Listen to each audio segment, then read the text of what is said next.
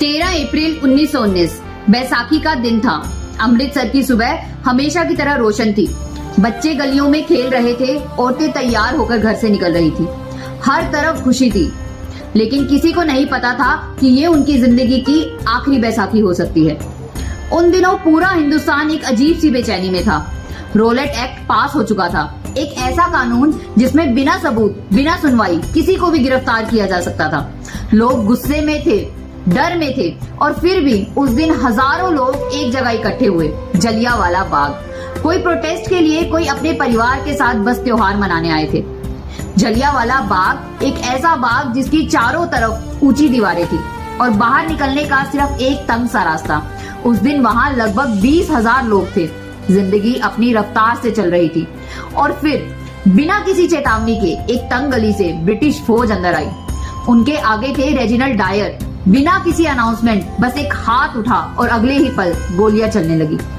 लोग समझ ही नहीं पाए कि हो क्या रहा है। हर तरफ चीखे, लोग भागने लगे, लेकिन भागे कहां? दीवारें उन्हें रोक रही थी। दरवाजा बंद हो चुका था। कुछ लोग दीवारों पर चढ़ने की कोशिश करते हुए गिर गए, कुछ जमीन पर ही लेट गए, और कुछ सिर्फ जिंदा रहने के लिए उस बाग के कुएं में कूद गए। उस एक कुएं से 120 से ज्यादा लाशें निकली। लगभग 10 मिनट तक बिना रुके गोलियां चलती रही।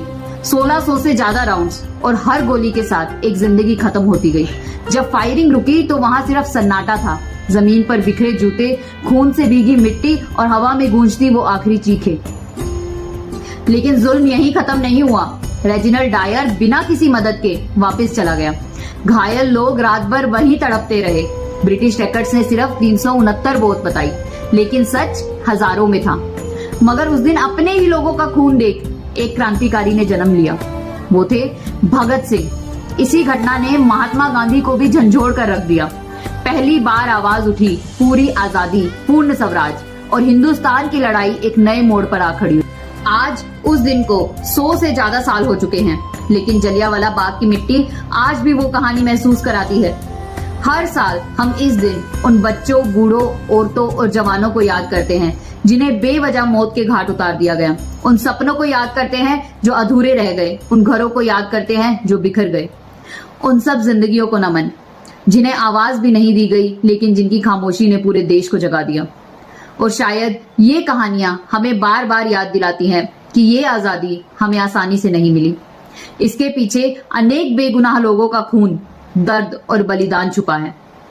ऐसे और वीडियोस के लिए फॉलो अनफिल्टर्ड इंडिया। जय हिंद।